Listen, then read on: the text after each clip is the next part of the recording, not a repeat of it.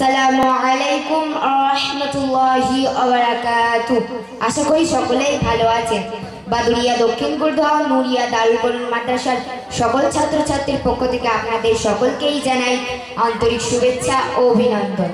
আমরা একটি মোকালামা পেশ করতে চলেছি। মোকালামাটির নাম হলো হালাল না হারাম। বেকার বাড়ি বসে রয়েছি, আচ্ছা একটা কাজ করি। কোদাল জানে মাঠের দিক যায়, দেখি কোনো কাজ পাই কিনা। কোদাল কোদাল কোদালটা আমি এখানেই রাখলাম, আবার কনে গেল? কোদাল কই কই? কোদাল এক জায়গায় রাখি, শান্তি নেই, যেখানে সেখানে চলে যায়।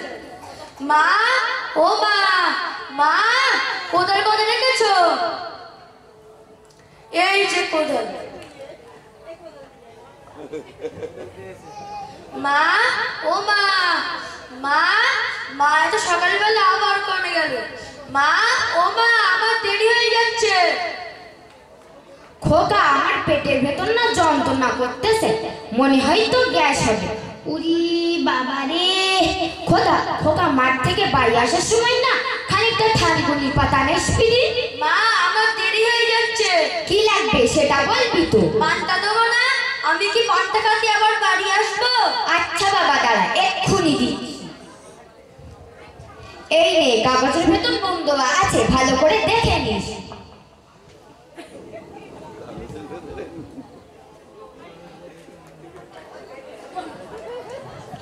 এই মিছে দুনিয়ায় তুমি থাকবে কতদিন? এই মিছে দুনিয়ায় তুমি থাকবে কতদিন? একটু খৈনি খাইলে না তো গাই না, জিজ্ঞেস না।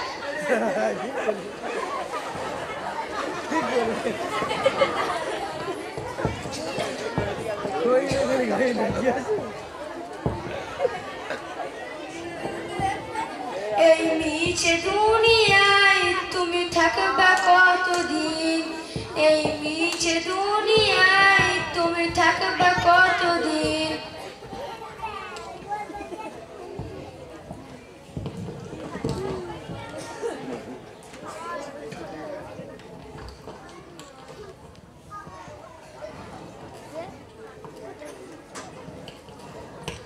এই মিছে দুনিয়ায় তুমি থাকবে কতদিন? এই মিছে দুনিয়ায় তুমি থাকবে কতদিন? উফ, কি কষ্ট। আব্বা, ওই দেখো শানুর আজকে আবার জমির আইটেলে কি অবস্থা করতেস দেখো। ও হারাম করে লজ্জা শরম কিছু নেই, এত বলি তো আর হয় না। ওর বাপ সারা জীবন লোকের হক ফাঁকিতে জমির আইটেলে টেলে পড়ে গে। আব্বা, রক্ত কোনদিন বেইমানি করে ওর বাপের মতন হয়ে। চল, ওরা তো ছাড়নি। ধুর, যা বলে বলো কেঁদে, কি করবে দেখে নেবো। আব্বা, ওর গায়ে গন্ডারের চামড়া, যতই বলো ওর হবে না। এই এই খোকা, এই শানু, কি হয়েছে? কি হয়েছে বুঝতে পেরেছি না? লোক চুরি করে রাতের অন্ধকারে, তুই তো দিনের আলোয় চুরি করতেছিস। চোরের ছেলে চোর। চাচা, মুখ সামনে কথা বলো, ভালো হবে না বলো। চোরের কি সাধু বলবে? কোদাল দিয়ে একটা মারবো, মুখ সেপতে হবে। মুখ সেপতে দিবি মানে? তুই আল খেলতেছিস কেন? আল ঠেলেছি, বেশ করেছি। আমরা কি চোর বলিছি? আল ঠেলা মানেই চুরি করা। চল বাড়ি চল, গ্রামের নেতাদের কাছে বিচার দেবো। হ্যাঁ, তাই চলো। বিচার? গ্রামের নেতারা আমার কথাই চলে। তাদের যদি আল্লাহ ভয় থাকে তারা ন্যায় বিচার করবে। আমার বিচার করবে? আব্বা চলো।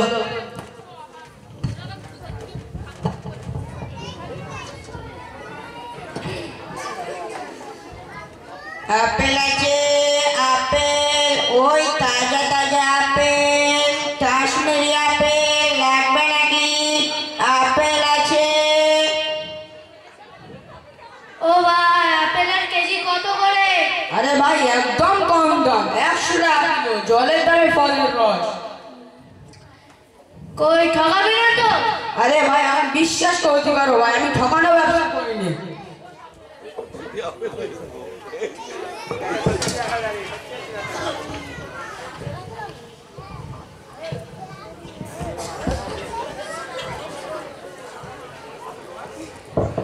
এই আপেলে কি ইনজেকশন মেরেছো নাকি এত লাল টক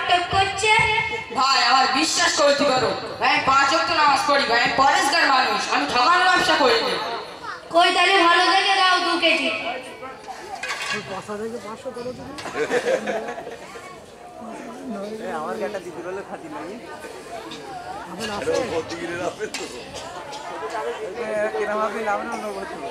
বর্তমান সময় না ঠকালে কি ব্যবসা হয় ভাই?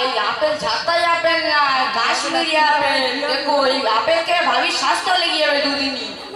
কই দাও টাকা দাও, কই দাও 10 টাকা দাও। আরে ভাই হবে না ভাই, একদম লস হয়ে যাবে। ভাই দাও দাও, হবে হবে। আরে ভাই হবে না, যান আপনি যান।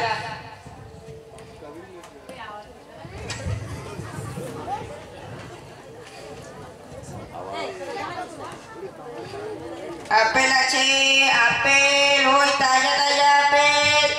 আপেল আছে, স্পেশাল আপেল, খেলেই শুষ্ক মানুষ মোটা হয়ে যাবে। আপেল ও ভাই ও ভাই ও ভাই, তুমি তো বলতেছো এই আপেল খালি শুষ্ক মানুষ মোটা হয়ে যাবে, তা তুমি তো 3টা খাও, খুদিলি তো উড়ে যাবে। আপেল আছে, আপেল ওই আপেল আছে 100 টাকা কিলো। ও ভাই আপেল কত টাকা?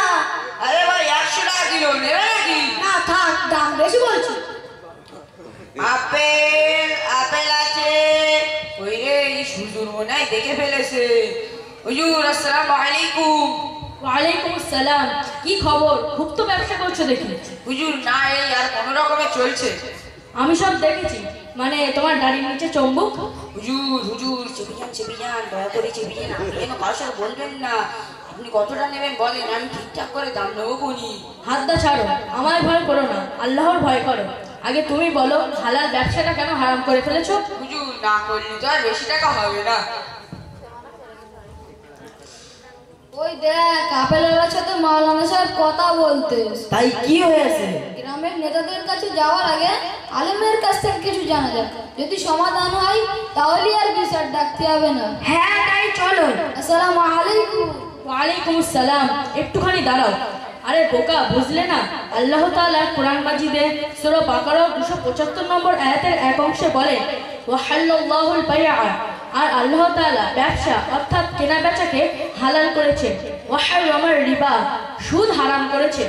হুজুর আমি তো সুদ খাইনি। সুদ খাওয়ানি ঠিকই আছে। এই যে এটা কি ওজনে কম দিচ্ছ?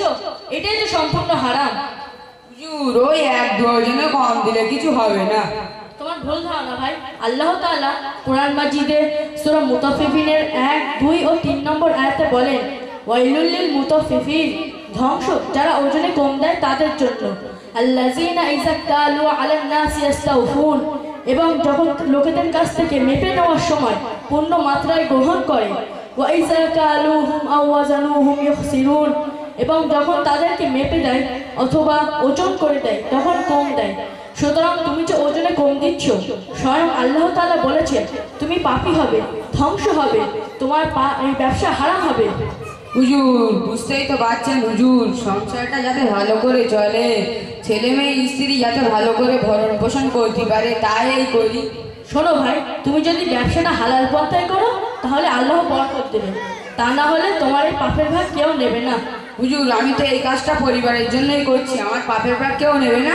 কেউ নেবে না, তার কারণ হলো আল্লাহ তাআলা কোরআন মাজিদে সূরা আবাসা 34, 35 ও 36 নম্বর আয়াতে বলেন ইয়াউমা ইয়াফিরুল মারউ মিন আখি, সেদিন মানুষ নিজের ভাই হতে পলায়ন করবে অর্থাৎ পালাবে।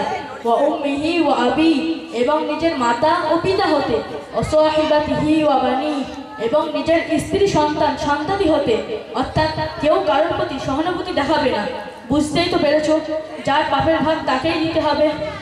দরকার নেই, আমি যদি এক্ষুনি মরে যাই তাহলে আমার জন্য কারো আটকাবে না। আমি এবার থেকে হালালভাবে ব্যবসা করব।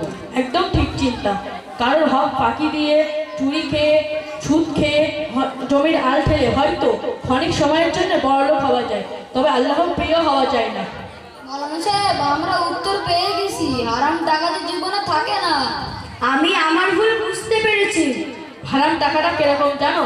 আগাছা কুগাছার মতো বিশাল ঝোপঝাড় তৈরি করে, তারপর বেশ কিছুদিন পরে শুকিয়ে খড়কুটায় পরিণত হয়।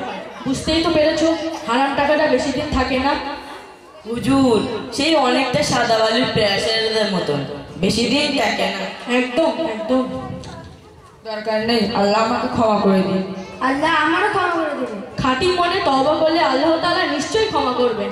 আল্লাহ তাআলা আমাদের সকলকে হেদায়েত দান করুন। আমিন। বলো